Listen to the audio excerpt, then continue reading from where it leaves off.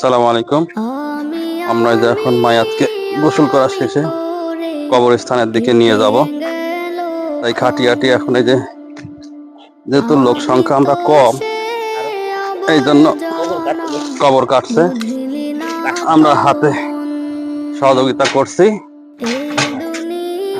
থাক, সমস্যা নাই। এই যে আপনি কবরস্থানের দিকে যান, ওরা তো কবর কাটতেছে সব।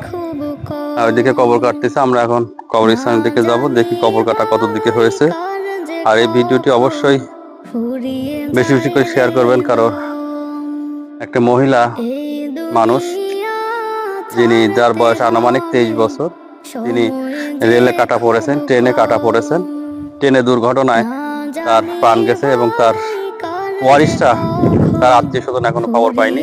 এই ভিডিওর মাধ্যমে যেন তারা খবর পেয়ে থাকে, তারা যেন এই মায়াতকে, তার সন্তান, কারো বোন, যাই হোক, সেটা যেন খুঁজে পায়। আমি এই কামনাই করছি। অবশ্যই ভিডিওটি আবারও বলছি, বেশি বেশি করে শেয়ার করবেন। আল্লাহ হাফেজ।